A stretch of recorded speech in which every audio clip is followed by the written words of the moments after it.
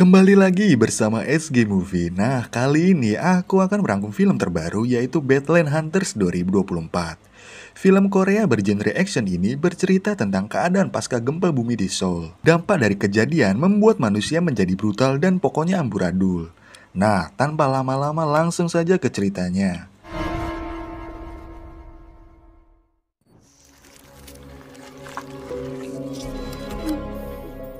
Film diawali dengan memperlihatkan seorang dokter yang berambisi sedang melakukan eksperimen. Dokter tersebut bernama Dr. Yang. Ia melakukan eksperimen tersebut agar dapat menyelamatkan putrinya Soyeon. Tak berselang lama, datanglah para tim kepolisian yang menyergap aksi dokter tersebut. Karena ulah eksperimennya itu, ia telah menewaskan ratusan orang. Kemudian, di saat yang sama, tiba-tiba terjadi gempa bumi yang menghancurkan gedung di sana. Singkat cerita, adegan berpindah ke seorang pemburu pemanah bernama Choi Ji-won yang sedang ingin berburu. Kali ini ia ingin mencoba memanah buaya untuk dijadikan rica-rica. Disangkanya buaya itu telah tewas, namun ternyata masih hidup. Lantas buaya tersebut mengejar dan akan menerkamnya. Beruntung, datang temannya yaitu Namsan yang menyelamatkannya dengan memenggal buaya itu dengan parangnya. Scene kemudian berpindah ke seorang gadis bernama Suna yang tinggal bersama neneknya. Semenjak insiden gempa bumi, semuanya serba susah. Beras, telur, minyak goreng pun pada naik. Tidak hanya itu, untuk mencari air yang bersih pun sangat susah. Kembali ke Namsan, yang berprofesi sebagai tukang daging, karena kondisinya yang sangat sulit saat ini, membuat para warga ingin membeli daging itu dengan cara sistem barter. Kondisi sulit setelah kejadian 3 tahun lalu, itu pun membuat perhiasan menjadi tidak begitu berharga. Beberapa saat kemudian datanglah para bandit yang membuat keributan dengan ingin menarik paksa pergi orang di sana. Kemudian, salah satu bandit tersebut tertarik dengan Suna. Melihat Suna yang dijambak oleh bandit tersebut, membuat Choi Ji-won marah dan langsung menghajarnya. Namun, hal tersebut memicu para anggota lainnya bertindak mengkeroyok Choi Ji-won. Namsang yang melihat hal tersebut pun tidak tinggal diam dan menghentikan mereka. Para bandit tersebut yang tidak terima mencoba menarik Namsan, sontak mereka semua habis dihajar oleh Namsan. Lalu, para cecunguk tersebut menjelaskan bahwa mereka adalah suruhan dari Tiger. Oh ya, sebagai info, Tiger ini adalah ketua bandit yang menguasai kota. Lanjut ke Suna yang dihampiri seseorang yang mengaku sebagai sukarelawan. Mereka menawarkan tempat tinggal yang layak dan air yang bersih. Namun anehnya mereka hanya menawarkan itu hanya untuk Suna dan neneknya saja. Bahkan Namsan dan Choi Ji-won ditolak saat ingin ikut dengan mereka. Di sini Namsan berpikiran positif thinking dan mengatakan bahwa ada baiknya juga Suna pergi ke tempat tinggal barunya yang lebih layak daripada di sini. Lalu di perjalanan Suna bertemu dengan keluarga lainnya juga dan salah satunya yaitu bernama Lee Ju-yi yang juga seumuran dengannya. Di sela perjalanan, sudah dekat guru tersebut menganjurkan untuk orang yang lebih tua dengan kondisi tidak memungkinkan untuk dibawa ke klinik terlebih dahulu. Namun, ternyata bukannya dibawa ke klinik malah dibawa ke tempat yang sepi, lalu mereka pun membunuhnya. Kedua tentara yang membunuh tersebut adalah Sersan Choi dan Sersan Oh. Choi Ji-won yang melihat hal itu pun berteriak, dan pertarungan antar mereka pun tak terelakkan. Di sini, Choi Ji-won dan Namsan terheran-heran melihat orang tersebut yang sudah dihajar habis-habisan namun belum juga mati. Tubuhnya layaknya zombie yang sulit untuk mati. Saat Choi Ji-won terpojok, tiba-tiba datanglah Sersan Lee yang langsung menghabisi orang tersebut. Lalu, setelah penggelutan itu, Sersan Lee menjelaskan dulunya saat menjalankan tugas militer bersama rekannya menggunakan helikopter, dari atas melihat kondisi di bawah yang hancur akibat insiden gempa bumi. Saat perjalanan mereka menemukan adanya apartemen yang tidak runtuh, dan anggota militer bersedia membantu warga menemukan air di bawah tanah. Setelah itu, di suatu hari datang seorang dokter yang satu-satunya dokter yang selamat dari insiden gempa bumi tersebut. Di sini, Sersan Lee merasa curiga mengenai anak-anak yang tidak pernah kembali pun menanyakan kepada dokter Yang. Jadi selama ini, anggota militer lainnya bersekongkol dengan rencana dokter Yang. Tanpa memberitahu Sersan Lee, salah satu anggota militer tersebut menembak anggota militer lainnya dengan pistol. Namun, tak berselang lama, anggota militer yang ditembak itu dapat bangkit kembali dengan mudah. Jadi, bisa disimpulkan bahwa dokter Yang menciptakan sebuah cairan zat yang bila disuntikan ke tubuh manusia, maka akan membuat tubuh manusia tersebut dapat beregenerasi dengan sangat cepat sehingga sulit mati. Melihat hal tersebut, Sersan Lee tidak sependapat dan beribut dengannya sehingga anggota lainnya menembaknya. Karena tidak punya pilihan, Sersan Lee pun melarikan diri. Lalu Namsan pun langsung berterus terang tujuannya hanya akan menyelamatkan Suna dan memperingati Sersan Lee. Jika mencoba menghalanginya, maka ia tidak akan segan-segan menghabisinya. Adegan berpindah ke Suna dan lainnya yang sudah tiba di apartemen tersebut. Di sana terdapat penjagaan yang cukup ketat oleh anggota militer. Apartemen tersebut yang dihuni 30 keluarga dan mendapatkan listrik dari panel surya, di sana juga terdapat berbagai sayuran yang lengkap. Tempat tersebut dipimpin oleh Dr. Yang. Ia disorak disambut meriah karena telah memberikan penyediaan air yang bersih. Suna kemudian memasuki apartemennya dan mendapat air yang cukup bersih. Membuatnya cukup senang karena selama ini ia belum pernah melihat air yang bersih itu di tempatnya. Kembali ke Sersan Lee, ia menjelaskan bahwa tujuan Dr. Yang adalah mengumpulkan anak-anak seperti saat membawa Suna yang pastinya untuk subjek eksperimen. Karena keamanan mereka ini cukup ketat dan bila ada yang menyusup maka akan ditembak langsung di tempat. Jadi Sersan Lee menyusun rencana. Pada saat fajar datang, ia akan menghadapi penjagaan di gerbang untuk mengalihkan perhatian dan Namsan dan Choi Ji-won dapat menyelinap ke penjara bawah tanah untuk menyelamatkan rekannya Sersan Lee. Namun, di sini Choi Ji-won malah ragu dengan pendapatnya. Di sisi lain, geng yang dipimpin oleh Tiger terlibat pertarungan dengan geng lainnya yang dipimpin oleh Punggi. Di saat yang sama datanglah Namsan yang ingin numpang nanya, namun karena Tiger yang berlagu membuat Namsan tidak jadi untuk bertanya. Di sini, Tiger merasa tidak terima bahwa dulunya ia pernah dikalahkan Namsan saat bertinju dengannya di ring, sehingga Tiger berkata kepada Punggi jika ia dapat menghabisinya, maka ia bersedia akan memberi setengah anak buahnya kepadanya. Dan pertarungan pun dimulai. Namun dengan mudahnya Namsan meninju para anak buahnya dan menghajar Tiger sehingga ia pun pingsan. Sementara itu, di sisi lain, Suna yang menanyakan mengenai neneknya yang belum juga datang, tak lama kemudian Dr. Yang datang dan mengumumkan peringkat murid. Dijelaskan bahwa murid yang mendapatkan peringkat tertinggi, maka keluarganya akan mendapatkan hak tempat tinggal di apartemen terbaik dan juga mendapatkan tiket makanan gratis. Sementara itu, untuk para murid di sini tinggalnya tidak bersama dengan keluarganya. Para murid akan tinggal di lantai 8, sedangkan keluarganya diarahkan jalan ke lantai bawah. Di lantai bawah terdapat tempat produksi air yang disaring dari kotor menjadi bersih. Kembali ke Namsan yang sedang menginterogasi para geng untuk mengaku mendapatkan senapan dan air tersebut dari mana. Anak buah geng tersebut yang tidak menjawab pun ditinju hingga terkapar oleh Namsan.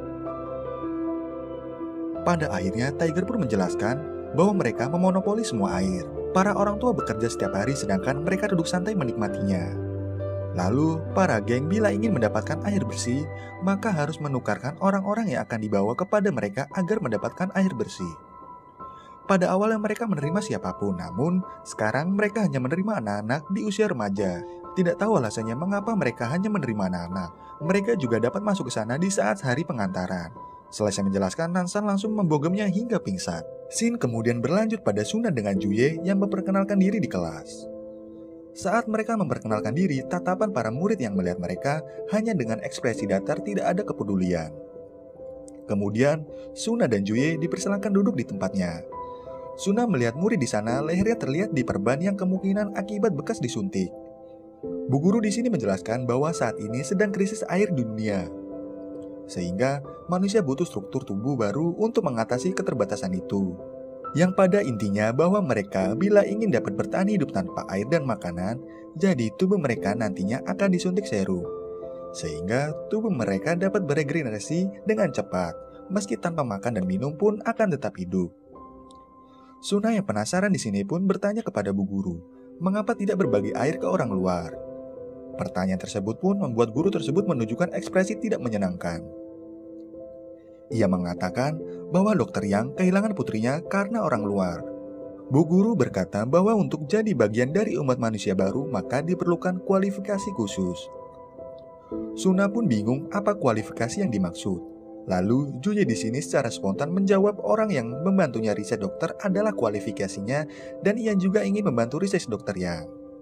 Kemudian datanglah Dr. Yang, lalu ia menjelaskan kepada murid-murid mengenai dunia yang krisis air dan pangan. Di sini, guru tersebut membisikkan kepada Dr. Yang bahwa Juye akan menjadi uji coba penelitiannya.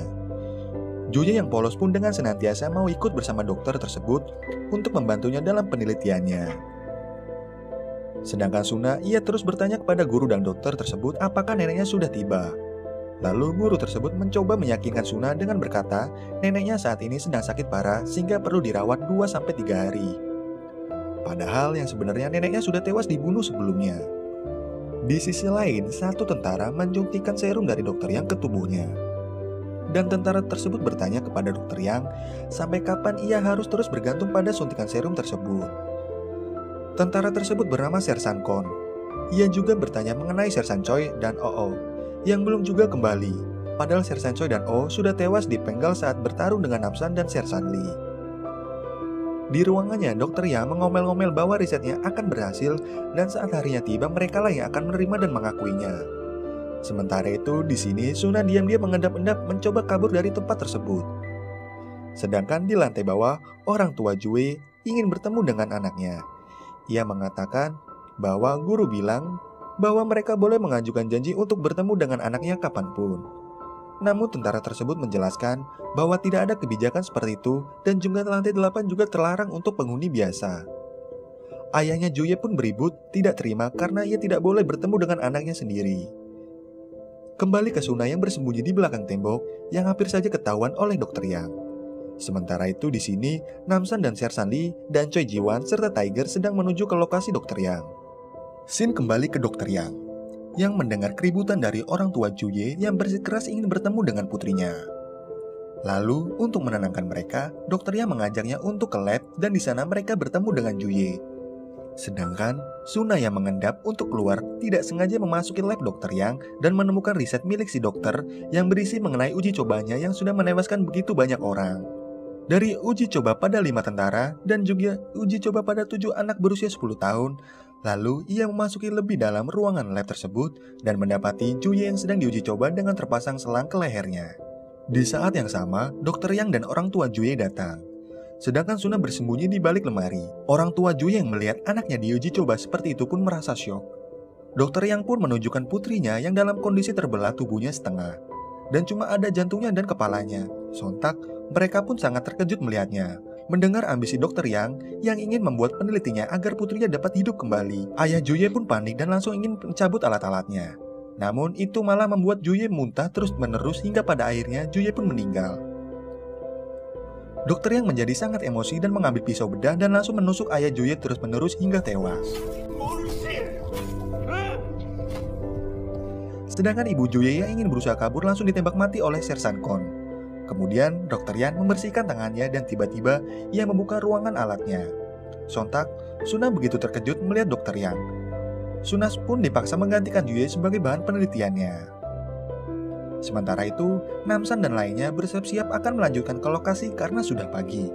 Lalu, Namsan yang sudah tiba di lokasi, di sini Tiger mencoba meyakinkan tentara penjaga bahwa ia kebetulan sedang lewat di lokasi tersebut, sehingga ia sekaligus ingin mengantar bawaannya. Namun, penjaga mengatakan bahwa sudah dibilang untuk mengantarkannya hanya saat di hari pengantaran. Hal itu membuat para penjaga menjadi curiga. Lalu, di saat penjaga tersebut mengecek belakang mobil, tiba-tiba Namsan langsung merebut senjatanya dan menancapkan gas dan melindas penjaga tersebut, dan baku tembak antara mereka pun terjadi.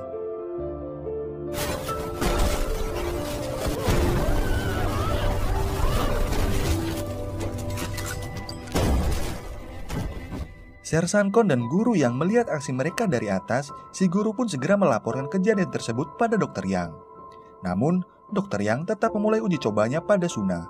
Sedangkan Namsan dan lainnya sudah berada di penjara bawah dan ketika Sersan Lee membuka pintu penjara, tahanan para rekannya, Sersan Lee terkejut melihat reaksi rekan-rekannya yang ingin menyerangnya. Melihat kondisi rekannya layaknya zombie tanpa basa-basi, Namsan menembaki mereka semua dengan shotgunnya. Selesai membantai para manusia setengah zombie tersebut, mereka mendapatkan pesan dari dokter Yang. Ia mengatakan bahwa kalian tidak akan berhasil dan memberinya kesempatan jika ingin keluar hidup-hidup. Dokter berkata, jika setuju, maka jawab 1, jika tidak setuju, maka jawab 2. Namsan langsung menjawab 1, tetapi ia tetap akan membawa Suna kembali. Tak berselang lama, para anak buah Sersan Kon datang ke lantai bawah dan baku tembak antara mereka kembali terjadi. Namsan dengan alih menggunakan pisau daging andalannya untuk menyincang-cincang para anak buah tersebut. Di sisi lain, Sersan Lee menahan para anak buah lainnya. Lalu, setelah berhasil menghabisi semua anak buahnya, Sersan Lee harus bertarung dengan Sersan Kon.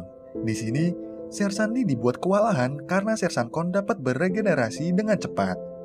Hingga pada akhirnya ia tertusuk dan terlempar jatuh hingga tak sadarkan diri. Tak lama kemudian Namsan pun datang. Sementara itu, Choi Ji-won di ruangan kelas murid melihat si guru yang ingin mencoba bersembunyi. Lalu Choi Ji-won memaksa guru tersebut untuk menunjukkan arah ke laboratorium. Kembali ke Dr. Yang, ia berpikir bahwa ia sudah akan berhasil. Namun, ia salah karena komposisi tubuh harus dimodifikasi terlebih dahulu. Jadi, sebelumnya air yang ditawarkan oleh Dr. Yang kepada Suna itu tidak diminum sama sekali. Sehingga membuat proses yang sekarang menjadi terhambat. Dan Dr. Yang mendapatkan efek samping dari proses tersebut pada lehernya membuat sangat kesakitan dan muntah-muntah. Di saat waktu yang sama, Choi Ji-won menodongkan senjata, namun ia diserang tiba-tiba dari belakang oleh Sersan Yu. Di sisi lain, Namsan dan Sersan Kon berduel hingga akhirnya Namsan berhasil memenggal kepala Sersan Kon dengan menancapkan lehernya ke pecahan kaca. Lalu, Namsan pun bergegas menuju ruangan untuk menemui Suna, namun dihadang oleh Sersan Yu. Sedangkan guru yang terkena tembakan oleh Namsan dalam kondisinya sekarat, memohon kepada Dr. Yang agar memberinya serum. Namun, Dr. Yang malah melemparkannya granat sehingga membuat ruangan tersebut meledak.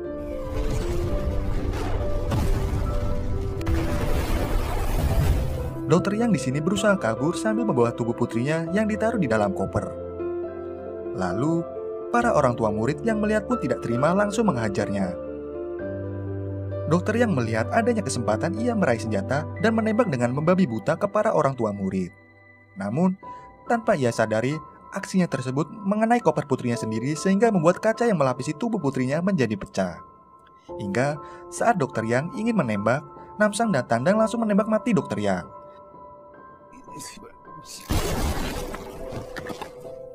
Setelah Dr. Yang tewas, hujan pun turun. Mereka pun senang karena kekeringan yang cukup panjang akhirnya bisa menanam singkong, padi, jagung, dan sayur mayur. Dan kini para murid-murid dapat bebas kembali ke orang tuanya masing-masing.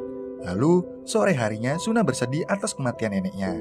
Dan kini, Namsan, Suna, dan Choi Ji-won hidup senang tanpa beban. Karena kini sudah bisa menikmati segelas kopi dan uduk kretek. Sekian dulu alur cerita dari FG Movie. Sampai bertemu lagi. Bye-bye.